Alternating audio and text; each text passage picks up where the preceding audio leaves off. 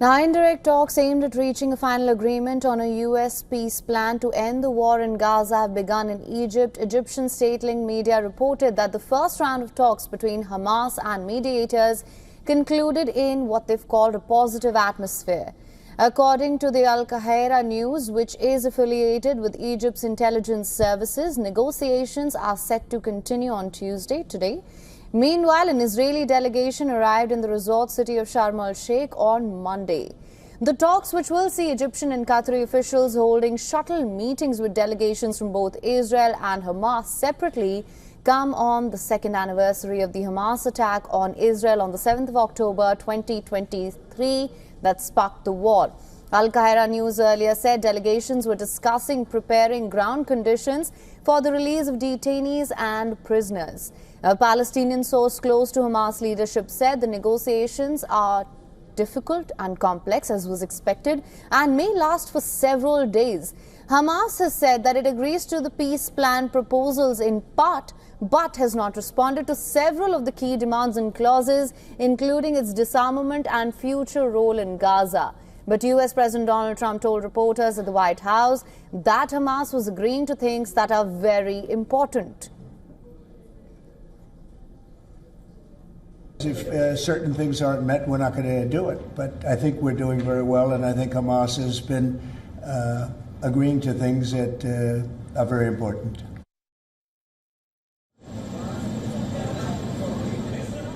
Now, Trump denied that he recently told Israeli Prime Minister Benjamin Netanyahu to stop being negative and take the win after Hamas accepted parts of Washington's proposal.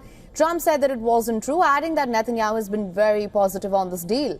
Trump, whose envoy Steve Witkoff and son-in-law Jared Kushner are expected in Egypt, has urged negotiators to move fast to end the war in Gaza, where Israeli strikes continued on Monday. According to Gaza Civil Defense Agency, at least 4 Palestinians were killed in Israeli strikes overnight.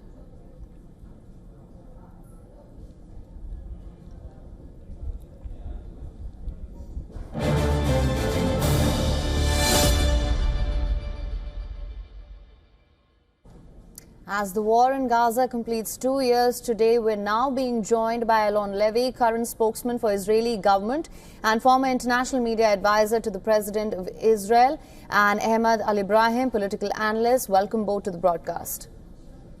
Thank you. Good morning. I should just clarify I'm a former spokesman for the Israeli government, not current.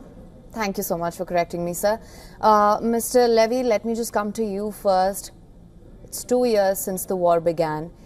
Trump has put forth a 20-point peace plan as well. Hamas has agreed in part. It's a conditional agreement. Do you find that once again we're back to square one, where everything once again, and as has been the case from the start, hinges on the release of all hostages, dead or alive, and further negotiations? Are we looking at another stalled peace deal?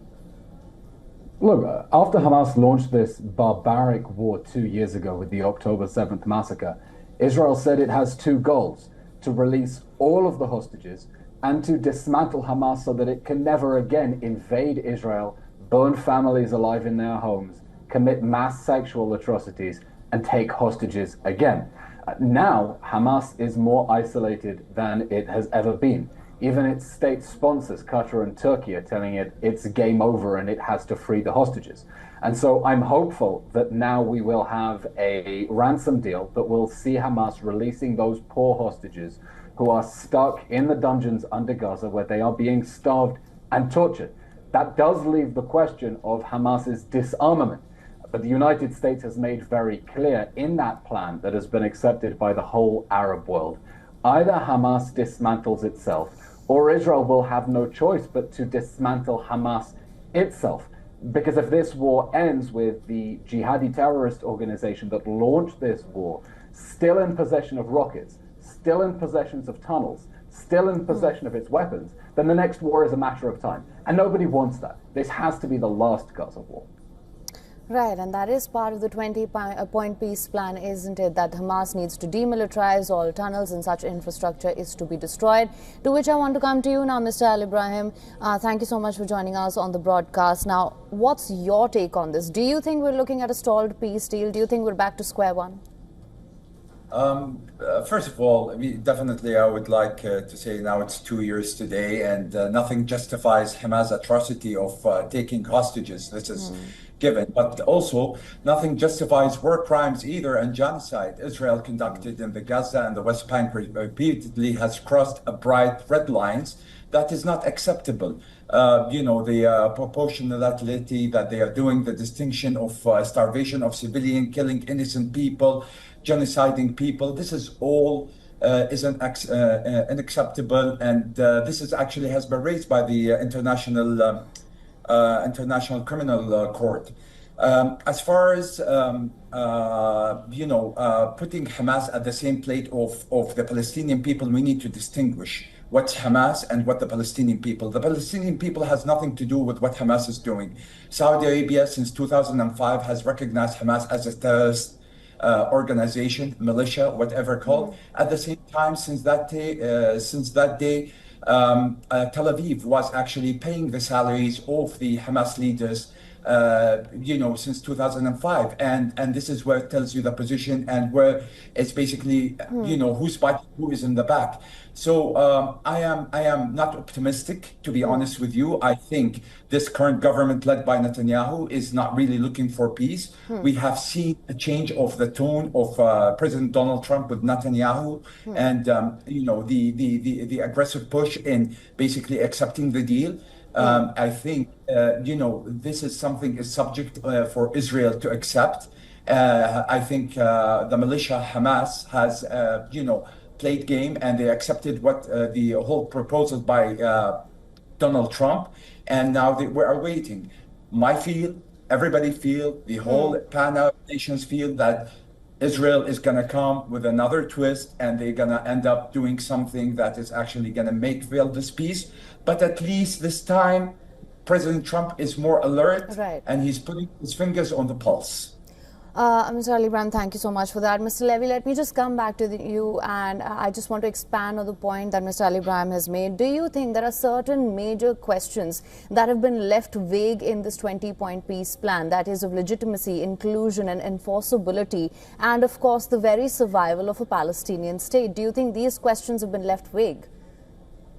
Look, I'll answer your question, but first I have to push back against a number of the blatant falsehoods promoted by your previous guest, from Tel Aviv paying salaries of Hamas. It was Doha, it was Qatar paying Hamas's salaries, to the outrageous allegation of genocide, which is intended to cover up for Hamas. There is a name for the crisis in the Middle East. That name is war. Hamas declared war on Israel 2 years ago with an act of genocide. That's what the October 7th massacre was. The Hamas regime invaded with the intent of murdering as many Israelis as possible because its goal is to destroy this country. Hamas is genuinely genocidal, and Israel is fighting a war now to prevent that terrorist army from having the ability to perpetrate further acts of genocide against Israel. It has a goal. The goal is the dismantling of Hamas's terrorist army. And it has been fighting against a terrorist regime that has been fighting from 500 kilometers of tunnels under people's feet, fighting out of civilian clothes, hijacking aid when Israel has let in over 2 million tons of aid into the Gaza Strip, and with no help from the international community, every time Israel urges civilians to move for their own safety out of Hamas strongholds, so that they can be kept safe while Israel targets the jihadists who are firing missiles at Israel and torturing hostages underground. And I'll answer your question. Yes, President Trump has left the part 2 of the deal vague. What he's done is separate the hostage ransom talks from the way we end the war. And he's made clear, first, the hostages have to come out. There is no excuse for Hamas to hold them, and it cannot continue to hold them as insurance to survive the war that it started. And then there will be a discussion about how Hamas is going to be dismantled. But here's the key point. Everyone agrees that Hamas is going to have to be dismantled, so it cannot drag the region into another regional war again. Hopefully, it will engage in good faith in a process to give up its arms. But if it does not, Israel is going to have no choice but to take those missiles off Hamas, to destroy Hamas's tunnels, so that it cannot launch another war like it did 2 years ago. Right. I believe Mr. Ali Ibrahim has also acknowledged that point, that Hamas does need to be dismantled. Now, Mr. Ali Ibrahim, just to take that forward, no hostages, no peace. Where do you stand on this?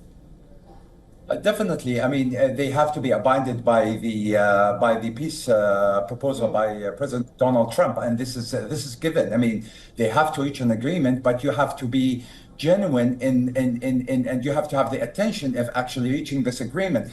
But just a little bit to go to Mr. Levy, you know, absolutely on October 7, 2023, Hamas waged a war. And you're calling it a war by a militia that they're nobody comparing to what Israel has from weapon and what America is backing up Israel.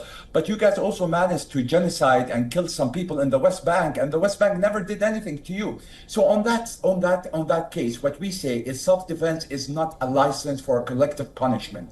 You cannot do collective punishment of people. They are innocent. We don't like this for the Israelis. We don't like this for a bunch of animals. We don't like this. You know, we accepted you guys in 1948 and we accepted you in this region. And we are here to coexist, all of us. The only cell in the whole Middle East that cannot coexist with their neighbors, and Mr. Netanyahu has put a big flat screen with the new borders of Israel from Sinai to the Farat in Iraq. This is what you plan. And part of my country, which is Saudi Arabia. How do you like me to put a map for you that I have Tel Aviv under the capital or under the country of Kuwait or Doha? And by the way, to your point, Doha was funding the money to Hamas through the paymaster, and the paymaster was Tel Aviv. Mr. Al-Ibrahim. I'm sorry. I need to push back against the serious historical revisionism here.